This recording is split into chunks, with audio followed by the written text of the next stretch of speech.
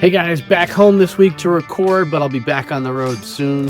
Joined this week by Summer Hall of The Points Guy to talk all things credit cards, including whether she was smart or crazy to put as much spending as she did on a particular card, and what she thinks about the choices that I'm making on credit cards now that I finally have a resolution to the Capital One drama. We're also talking about a couple of new properties that she's been to that you might want to put on your radar. All that on this week's episode.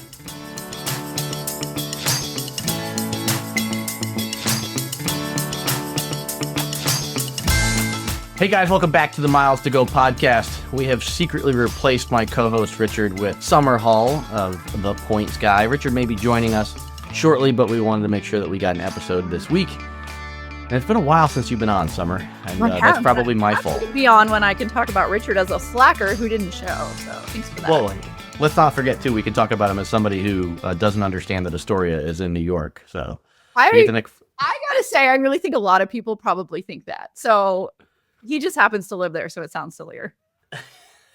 I would think if you don't live in New York and don't understand the boroughs, there is some level of understanding. Maybe because he's only been there for a month or two, we can give him a little bit of grace. But considering it's us and our job is to make as much fun of him as possible, I think it just makes sense to ridicule him. Well, we need to just play that. Was it the Beastie Boys songs, the Brooklyn, Bronx, Queens, and Staten? We just need to send him a copy of that. He did say he was going to be going to Staten Island this weekend when his dad was in town. So did he practice half court then? Because he probably right. Another, yeah. Yeah, because that's technically Jersey anyway, really. What I mean. And we are timestamping this episode a little bit because I am wearing my Yankee shirt. Recording on Thursday tonight, we will be playing the Red Sox. So either people will be watching this on YouTube as the Yankees play Toronto in the next round, or ridiculing me mercilessly because the Red Sox beat us on our home field and sent us home early this year. The Astros aren't playing, so I don't know what you're talking about. But carry on.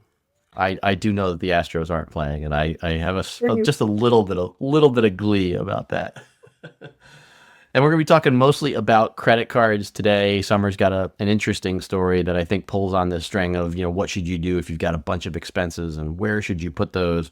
I think it's a great question. You guys know about my my sordid history with Capital One over the past couple months. So we're going to talk a little bit about that. There is a resolution there, and it also leads me to our other segment we're going to talk through today, which is really, hey, I have too many cards in my wallet, and I haven't been practicing our own best practices of making sure that they're earning their place. So I'm going to talk a little bit about cards I'm getting rid of and see if my buddy Summer has any ideas about whether she agrees or disagrees. But before that, a little bit of housekeeping. She is at Mommy Points on all those social media places. I am at Pizza in Motion. He is at Kerr Points, who you can't see on the screen just yet. And the show is the Miles to Go podcast. You can email us at pizzainmotion.com if you want to shoot us a note. And you can also text us or leave us a voicemail, 571-293-6659. So, teeing Summer up here, you started this off by saying that I might ridicule you for this story about your spending choices. I'll say, having been through it, TLDR, I don't think I'm ready to ridicule yet, but I want to walk through the math on this. I might actually end up agreeing with you, but let's that's the thing. The headliner, everybody thought I was an idiot. In the end, it's harder to still think I'm an idiot, but it's possible. I would say you definitely put the thought in on it, but I would say having you laid out all the possibilities, just because there are some really solid sign-up bonuses out there now. Choosing the United card that you did definitely was surprising at first. I think a lot of it for me comes down to how much you're going to travel, because as you and I know, being frequent United flyers, they do a better job than any of the airlines in terms of just what the sheer amount of money they get for an economy plus seat. Mm-hmm. Yes, which is why I care a lot about platinum status, which is why. So the headline that most people would not agree with, that this is as far as we got, was why I charged $50,000 on the United card already in my wallet. But I did, and I think it's absolutely worth it. But if I stopped there and I told you that, and I said I had $50,000 worth of expenses, and for anyone who's how and why, they decided to assess my house for property tax 4 years after it was built. And while I expected them to do that one day, it still was not a very happy day the day they did that. But I had been saving the money, so it was not a catastrophe in the end. So I owed 4 years of property tax, which you could charge for a 2% fee I also put a down payment on a car, and I also paid for like $8,000 worth of dental work for a child who's the most expensive child on the planet. All of which was planned. All of it was going to hit within like the same 60, 90-day period. Yeah, and having been through at least the car and the dental work part, I definitely feel your pain. And you were certainly confronted with some compelling choices, because if the big Atmos sign up bonus wasn't there, or maybe the Chase Sapphire Reserve for Business wasn't there, I think the United decision by you is easier to make. But 200,000 points is a lot to turn your back on. It is, and I think the main reason, and I don't know your full Capital One story yet, so that's interesting, but the main reason I decided not to do that, in addition to United just made sense, was I did not feel great about opening a new business card, which I knew they'd been kind of strict with who gets this one, at least for some folks, and then turning around and charging what I had to charge. There's some things that like, is that a business expense? Isn't? Is it, but these things were like orthodontic work, dental work, a new car. I'm not a Lyft driver, property tax for 4 years. Like, maybe you can make arguments for some of those, but like, it didn't feel good to me to go for that. I didn't want to step afoul of anything. So that is one of the main reasons why I decided against getting a new small business card, although I would love to give that card and its 200 point sign up, or 200,000 point sign up bonus at some point. I actually did, and it's actually become one of my primary cards. We'll talk a little bit more about that when I talk about cards I'm throwing overboard. But I surprised myself by getting it and using it fairly frequently. That being said, I did want to clarify for folks which United credit card you're holding. You joked in pre-show that it's had 17 names, which I agree, but I did want to clarify which card you have. Yes, it's the one that gets you United Club access. So I think it's right now called United Club or United Club Infinite. Honestly, it's had so many names. When I got it, it was called like President Plus Club. I don't even know. But yeah, it's the one that's like $500 something a year, gets you in the United Club. And so it earns PQPs, which is the name of the moment for basically the elite qualifying points with United. And it earns those in addition to the redeemable United miles you use to book your awards at a rate that is better than most of the other United cards. It's still bad. It's still 1 PQP for every $15 that you charge, which it means it takes a whole banana ton of expenses for those to really add up. But I had a banana ton of expenses, and so they did add up. And they actually are ending up, if everything goes the way it should, they're going to exactly close the gap that I needed between where I would naturally have ended a little bit over gold status PQPs to what you need, which is 15,000 PQPs to earn platinum status, assuming you also hit the segments, which I'm going to land right on the nose at that. So it became a situation where it was the right amount in the right amount of time at the right time of year to become, probably, if it all goes to plan, a United Platinum again when I haven't had that status level in a few years. And here's why it matters to me, because most people are like, status doesn't matter. That era is over. Who cares? You don't get upgraded anyway. That's all mostly true. But it matters a lot to me because I do fly with a family a lot of the time. And as you were saying earlier, United does a great job of charging a whole lot for an E+ seat. And so what that's meaning is that when I'm traveling with family member number 3 and 4, because gold only gets you 2 E+ seats, none of us sit in E+, because if I'm not paying like $150 per person per way extra for extra legroom. But if I have platinum again, then 8 people on the reservation can get it. And that means I'll be more comfortable, and so will everybody else in my family on all the trips we take next year. Yeah, you don't need that many for it to make a difference. And I'm consistently seeing, especially with a bunch of employee travel recently to Vegas for the big store opening we had, easily, there's almost never an economy plus seat under $100 one way. And that's on a lot of routes. That's LA, that's San Francisco, that's Vegas, let alone what they charge to Hawaii, which I did some exploring on that last year. So some pretty nutty numbers. Yes. And so when we think about potential quote unquote value that you could have left on the table, we got, let's just say you could have gotten, 200,000 Chase Ultimate Rewards points. I'm not like a purist on what those are worth, but call it plus or minus 2 cents a piece. Is that a fair number? Yeah. So, when we think about this for a second, so I also want to note, specifically, United had a couple of new benefits this year to the card, and in the piece that you're going to publish, you talk about them. But one of those is these 10,000 mile bonus awards that are a discount on award booking. So, if I remember correctly from your article, you hit both of those, which effectively earns you an extra 20,000 miles. Yeah, and then I was targeted for another spend bonus that I was able to hit because of this. That was also for 10,000 miles. And so in the end, like essentially I'm getting 1 mile per dollar for these $50,000 in charges. And then I'm getting the two $10,000 mile rebate awards, which they weren't great. I booked, as soon as I earned them, I used them and I booked a flight that would have been 13,500 miles one way to Orlando. Shout out, Mickey. Right. And instead it just charged me 3,500 miles. So I did that each way. So it saved me literally 20,000 miles. So I got those two, a 10,000 mile bonus for my spending, plus the 50,000 miles from the 1 mile per dollar. So I earned 80,000 essentially United miles from this. No, that's not 200,000 Chase points, but it's 80,000 United miles. Plus it's going to unlock platinum status. Plus it also unlocks a full United Club status, which doesn't really matter a ton to me because I already had gold status, which kind of does the same thing. But it does come with 4 United Club passes for my authorized user, which does have some value. Marginal, but it's there. Yeah, I mean, I think if we were to make a rough estimate on this, I'd say you probably left something like 100,000 miles on the table.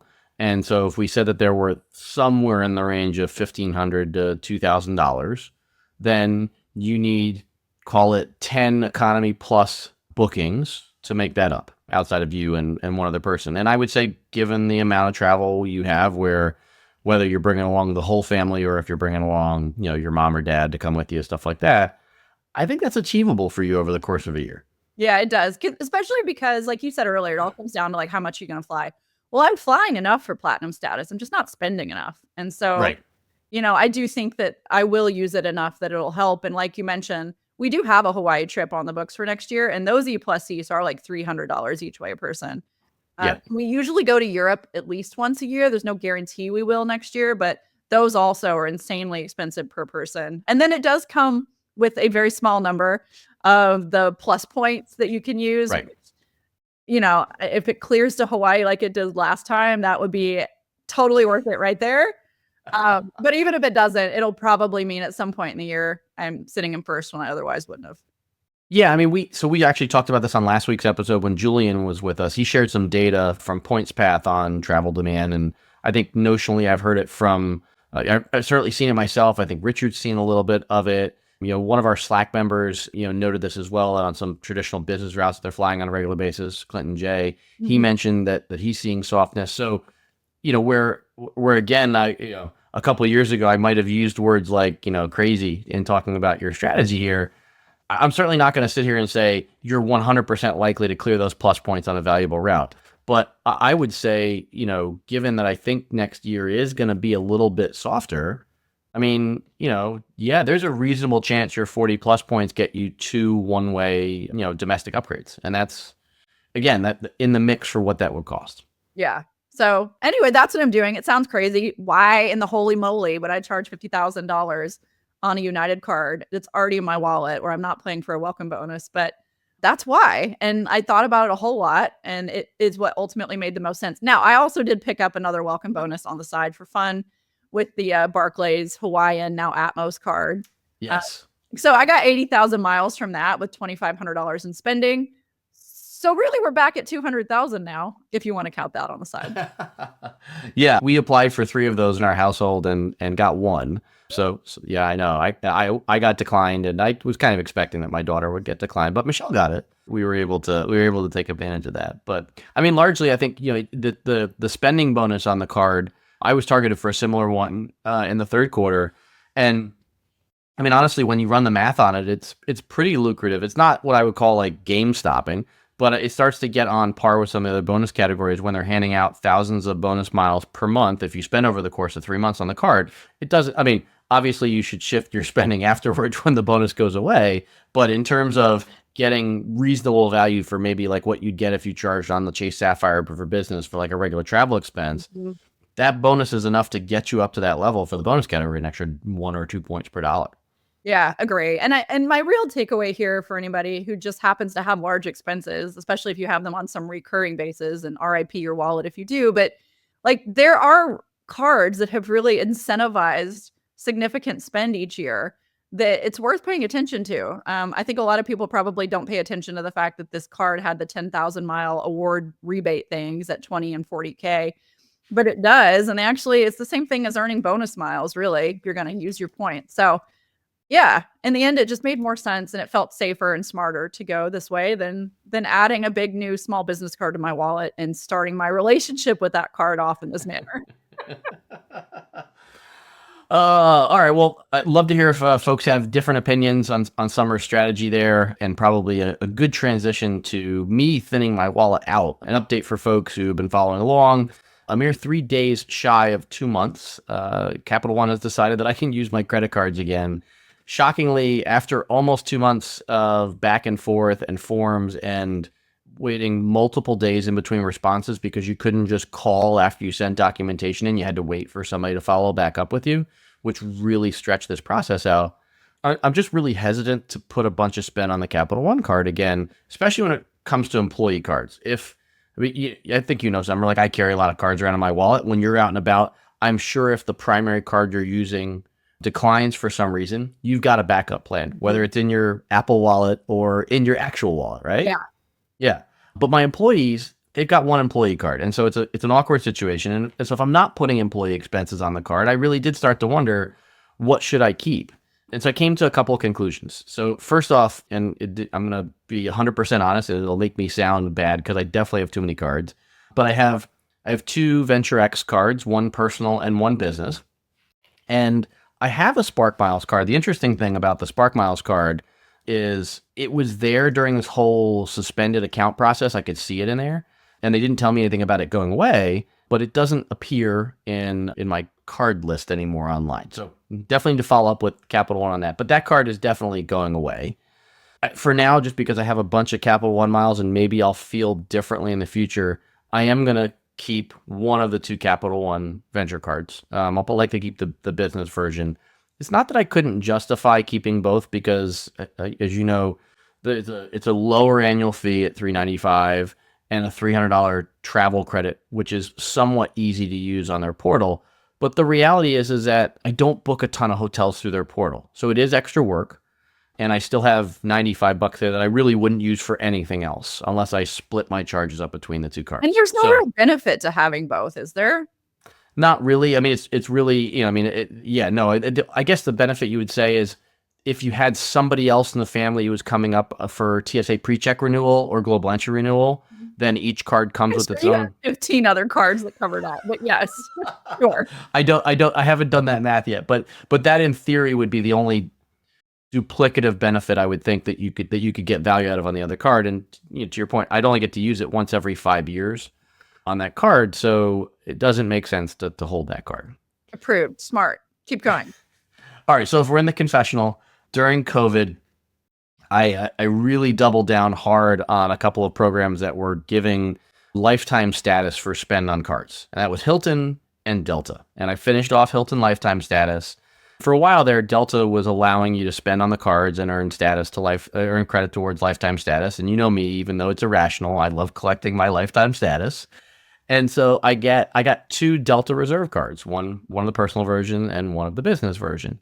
Delta has since discontinued that. They've also radically changed how much credit you get for their version of PQPs or medallion qualifying miles, MQMs and MQDs, as part of the status qualification process. And it just became harder to earn status by spending on the cards. The Delta Amex cards traditionally have less than useful bonus categories. And I have a couple of years of diamond status locked up from the big conversion of rollover MQMs. So I'm good through 2028. And so this became I'm so far away from earning any sort of Delta lifetime status. I have like 600,000 lifetime Delta miles. I'd need 400,000 button seat miles, which, dear God, I really hope I don't get at this point. So there didn't seem to be a whole lot to chase in the Delta ecosystem. If I need Delta lounge access, I have an Amex Business Platinum. That gives me, I'm spending Because of the changes on that card, where there are a bunch of categories now where I used to only get 1 point per dollar and I can now get 2 points per dollar for construction expenses, I'm much more likely to hit $75,000 on that card and be able to bring family members into Centurion. I also get a handful of Delta Sky Miles Club visits. I think it's 15 when I'm flying Delta. And I don't think I'm going to need more than that. Yeah. These cards are, and these cards are pricey. The only way I could see is in 2024, if I remember correctly, I was able to use the companion certificate that they give. And that was a decent for first class on that one, right? I think so, but not international. I think only domestic. Because I originally tried to use it for flights to Taipei when we went to Tokyo. I did get some value out of it, but I don't see getting value out of it this year. 100% going to close at least one of these. Yeah. And I think I'll probably close both. If my memory serves me correctly, where Chase does not allow you to move credit lines among product lines, i.e. you can't move credit lines from your like World of Hyatt card to your Marriott card, I believe that Amex will let me move my credit lines from my Delta Reserve cards to say like my Hilton card. Mm-hmm. I'll try to do that. And then I think I probably kill both of these, but I'm open to you telling me why I should keep one of them for some reason. I'm not flying Delta more than a couple times a year. Yeah. I mean, nothing immediate's coming to mind if you don't make use of that companion voucher thing that it comes with, which I don't know. I love using those. So you should have called a friend, but since you didn't do that, no, I mean, that's the tangible. If you already have lounge access another way and you already have like Delta status locked up, then I'm not immediately seeing another reason to keep one of those in your situation. And yes, you are a serious premium card hoarder.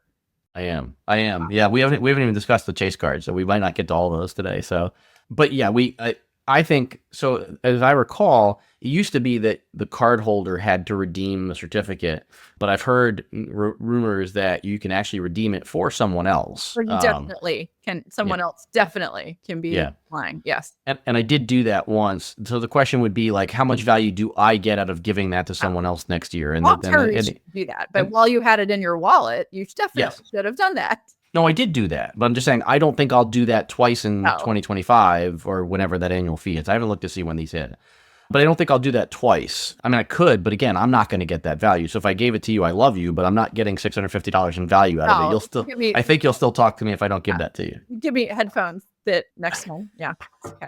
Another story. Another story for another long day. Hey, they're better than the unicorn headphones, which are they though?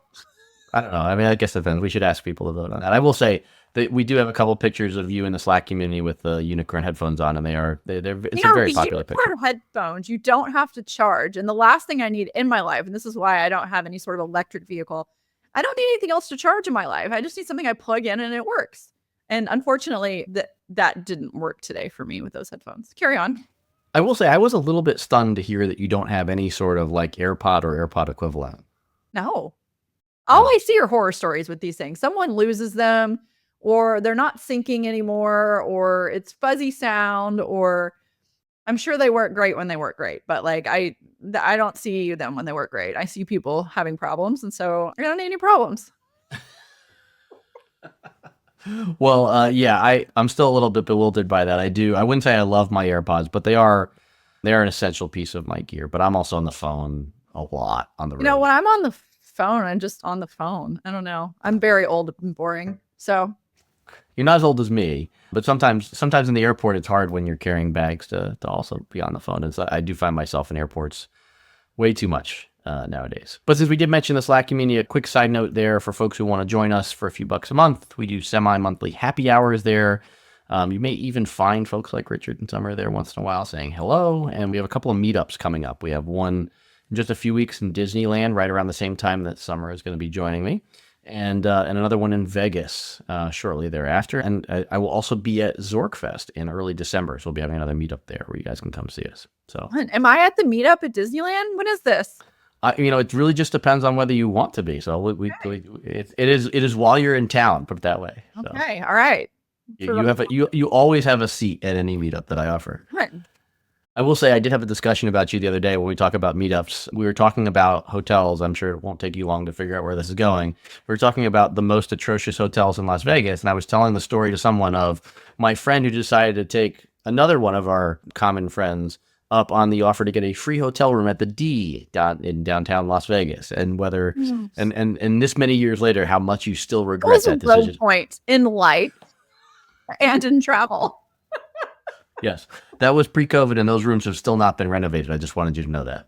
Oh my God, that's the moment in which I was like, I can't do these seminars anymore because I'm having to hold my baby and then people to watch the baby and then Mhm. the other kid. And then we're staying in the D, which should stand for dump, at least at the time. And then you're not sleeping and then you're presenting. And that was the end of that chapter. So thanks for that walk down memory lane. You're welcome. You're welcome. All right, well, let's wrap up with a little bit of travel fun because you mentioned in pre-show that you'd been to a couple of cool places, and I'd love to hear a little bit about the Secrets property that you visited in St. Lucia. Still one of the islands I have not been to. You should go. Less Vegas, more St. Lucia. I am totally in favor of that, but that's not happening in 2026. Okay. All right, 2027. Okay, yeah. So Yes. over the summer, I checked out the Secret St. Lucia. I am a huge junkie for these all-inclusives that are in the Hyatt portfolio, the ones at the nicer end of the spectrum, at least, because I love the idea that you can go there and you can have a whole vacation on your Hyatt points, and there's not a credit card bill when you come home because your drinks and your food and whatever else are included. I think this is great. Not that Yeah. it's a revolutionary thought, but like I love it. And so I especially like when they have new ones in cool places. I'd never been to St. Lucia either, but had dreamed of it forever, and the big Jade Mountain and the Piton, whatever. So, but I can't pay for Jade Mountain because that's like $2,000 a night. Instead, we just drove by on the boat. But yeah, so Secret St. Lucia, I'll say the cons right off the bat because I don't want to paint too rosy of a photo. But the cons would be that it is a haul from the airport, as is almost everywhere on St. Lucia because there's mountains and winding roads. So I recommend highly if you go, get a boat transfer. It's really a lot of fun. Clearwater Tours is who I use. They were great. So that's the con number one. Con number two is it has recently opened and it's kind of like an island. And so things are not necessarily like clockwork. So you have to go in there with an attitude that that's okay. And if you do those two things, then it was gorgeous. St. Lucia was gorgeous. It is green mountains. It is blue water. I loved the mojitos up on the Preferred Club pool. Some of the restaurants were great, specifically the Italian one and the tapas one. I also heard that there was one out on the pier. I can't remember the name right now. That was also really good. We ran on a night and they had a sushi Japanese one. It was pretty good. So Secret St. Lucia, not perfect, but it was a great way to see St. Lucia on Hyatt points and come home with no bill. Yeah, so for folks that don't know, the all-inclusive properties from Hyatt have a different chart than the standard properties. So this one is a category C, which is normally 21 to 29,000 points It's for a not regular bad. room. Yeah, right.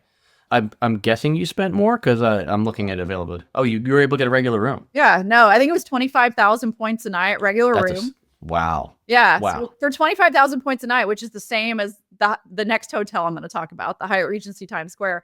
For the same amount, you're getting a room, but also all your drinks and all of your food, and you're on an island. It was great. And then because of globalist status, you get the Preferred Club. The club itself was nothing to write home about, but it did mean you got to go to another pool, have a better bar, yada, yada, yada. So it was fun. I also stayed one night at the Zoetry on St. Lucia, which was more points per night, just because I wanted to try it the night before we went home. If you don't want to go to a new hotel, you want a more established hotel, it does cost more points per night, but the Zoetry was also interesting. If you could do both on a split stay like we did, it was cool to have kind of two different experiences in one. Yeah, that one's a category E as an Echo, 35 to 45,000 points per night. If I remember correctly, I haven't done an all-inclusive stay since they made the most recent changes to the chart. I think that rate includes up to double occupancy. Yes. Yeah. So Yeah. it's the same price for one or two. And obviously you can add on. Most properties have the ability to add on for a fee for the third or fourth guest. Just looking at Secrets, when I was pulling dates up for the show, they had like a premium king room with swim out access for 40,000 points a night, which, that 40,000 points is a lot of points. Don't get me wrong, but a swim out room in the Caribbean sounds pretty awesome as well. We got upgraded too with globalist status. We did have to remind them Oh, wow. that at check-in because they were new. But yeah, ultimately they did change our room when I asked, does globalist get you? Yada, yada, yada. And then they did give us a swim out room for 25,000 points a night. That's pretty cool. Most of the experiences I've heard from others have been that properties, the all-inclusives are, somewhat stingy when it comes to upgrades. So glad to hear that Oh, it can be. This was new. Yeah. If you want one with even better food, though, I'll just toss out there the Secrets Impressions Moche in Mexico. Mhm. Did that one, I think, about a year ago now. Its food was really good. I would say it was a step function better than St. Lucia, and the rooms were also very nice, and they had like 15,000 different pools, it felt like. So that's another good one to check out. And I would say that the globalist status, the preferred club access it gives you there was like 10 times better than the one in St. Lucia. They have a rooftop pool. You can only get in there with its own restaurant. It was great. And then their club was solid. So that's another one I'll just toss out for anyone into all-inclusive fun. Well, it definitely sounds like your food team was probably a step better than I would have expected. I think I usually go into the all-inclusives, lowering my expectations on That's food and smart. thinking passable. And if it exceeds my expectations, then great. That's smart. And some of it would be that quality, I would say. And then some of it was better than that. So, hit and miss. All right, wrap us up on Hyatt Regency Times Square. So, yes, it's Times Square. I know you're rolling your eyes as much as you did probably when I said $50,000 on the United card. That's fair. Maybe not quite as much. It's fair. But there's great Broadway shows in New York. Like, I just went to go see Leslie Odom Jr. as Aaron Burr in Hamilton, which was like life-changing. And so I was thrilled to be able to stay at the Hyatt Regency Times Square. They hosted me for a night. It was less than 5-minute walk away. I would say Richard Kerr, you're going to come on this. The ghost of Richard Kerr is going to come on and point out that he did not have the best experience there. And I would say that they don't have food service yet. Hopefully they will soon. So know that going in. I didn't care. I just ordered DoorDash. I was there at night. But if that's okay with you, then the reason I'm into it is because it's new, and the best hotel in an area is generally the one that is newest or the most recently renovated. So if you want nice, fresh rooms that you could book with Hyatt points, minutes from any Broadway show, then I think it's worth knowing about. I wish it was a lower category. Maybe it will be one day, but it still was one I would stay at again with my kids, in part because they have rooms with 2 queen beds, which any family member or any family traveler in New York knows there are not a ton of hotels with 2 queen beds in standard rooms. So there you go. Yeah, the only one I'm thinking of off the top of my head is the Westin Grand Central. I'm not thinking of many others. Yeah, there's not a lot. So there you go. If you want to go see a show and maybe a creepy character right outside as an added bonus for a little New York flair. Yeah, so Hyatt Regency Times Square is Times Square. It is. It's between 48th and 49th, right on Broadway. So decent location, right near all the subways. Category 6, so between 21 and 29,000 points per night. Which, I mean, you and I discussed this pre-show. No more Category 4s in Manhattan. So Category 5 is the lowest you're going to get. But 21. If you can find it for off peak, I pinged a couple of dates while you and I were just talking now, and everything I found was standard or peak. I didn't find any off peak, but Hyatt does have the ability to look by month now and see the dates across a range of different dates. And I would say check the cash rates on this one too. I've seen them start in the high 200s, so it's possible it's one of those times cash may serve you better, and then you earn the points to use on a different stay.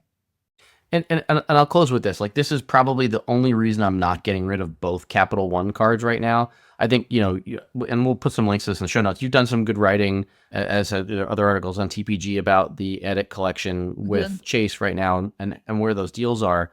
That being said, like, one of the things I enjoyed about Cap One was just sort of like the easy set it and forget it of, oh, I this is the hotel I want to stay at. I like the cash rate. Click the button and I make the charge go away. And that is something that's welcome. And with 2 points per dollar on regular spending, I don't feel like I'm getting a horrible value when I do that with my Cap One miles. And I have not fully embraced points boost in the edit yet on the Chase side of things. It's awesome. You should. But there is obviously the beauty and the simplicity of the Capital One approach. So why choose one when you can have both? Well, given the problems I've had with both Chase and Capital One over the past 3 or 4 months, I'm not sure which ones I will get to choose. But right now, I'm still gonna choose both, and we'll see. The Chase Sapphires are for business. I'll be honest. It has been my primary card for a lot of things. It does align with the number of categories I need for business spend. But the MX Biz Plat came out punching with all the construction bonuses, and then also testing out all the stuff that they now offer for like software subscriptions and stuff like that. It'll be interesting to see how much that covers. And how much of that pulls business away from Chase. Because as much as I like the bonus categories that Amex has, I still find myself always wanting to transfer Ultimate Rewards points. And I don't use my membership rewards points anywhere near as often. Yeah. Oh, I would love to know how many you have. A zillion? Well, I flushed all of them to. I do have a lot again, but I pushed all of them to Hawaiian before Oh, that path closed. yeah. So they could become Alaska miles. Art. And look, I mean, like I'll leave it at this. While there may be things about membership rewards I don't love, I saw a post from our friend Gary recently about his history with his relationship with Amex. The reality is that I am an old guy and I've had an Amex card for over 30 years, as I'm constantly reminded by the date on the bottom of the card. And they've always served my business needs. And yes, we're points and miles junkies, but I told the story a couple weeks ago on the podcast, but just for your edification, when I had this problem with Chase and Capital One, I called American Express Friday night at like 5:45 and said, "Look, I have this problem. I need employee cards tomorrow." And everybody had employee cards the next day. And it was like, well, maybe the points aren't quite as valuable, but they bailed me out big time. All my employees thought like, what's going on? Why aren't our cards working? Yeah. And it was like, hey, here's your new card tomorrow. So for while the points may not be quite as valuable for 20 plus years, 30 plus years, they've had my back from a business standpoint. Well, now your employees won't leave home without it. Well played. All right. Well, I guess I get to see you in just a couple weeks. So I don't need to ask where you're going. Not even weeks. It's 8 days. It's amazing. And then we can talk all about the Points Hotel we ultimately end up staying at in Anaheim. It'll be great. It's true. That's true. Are you flying into Santa Ana or LAX? Santa Ana, Orange County, John Wayne. John Wayne, baby. Anything but LAX. Yeah, I wish we had nonstop service to SNA from where I am. So sadly, we'll be going into LAX and paying a king's ransom on Uber. Because to get Uber Black and nothing else from LAX. From LAX, yes. No, there is really no other. Sadly, there is no other choice. Schlepping to the other side of the world to get your Uber. and my low key hack, which isn't great, which is on the last night of any Disney stay, if I'm going out of LAX, I actually move to the Hyatt Regency at LAX because trying to get to the airport in the morning with the loop and the construction is awful. It's awful. Yeah. Nothing like spending $300 to then sit in traffic. We just flown on our flight to Houston and then continued on to. We have this school thing and what time I'm allowed to take my son out of school and all that stuff. There are rules. Yeah, I've heard these rules. All right. Well, I can't wait to see you in a matter of days. I really enjoyed all this quality time that we got to spend with Richard today, and I can't wait to have you back on the podcast soon this summer and maybe even pop up at that meetup in California. So until we have you back on, until we fix your headphones, and until we get you AirPods, until we upload again, we've got miles to go.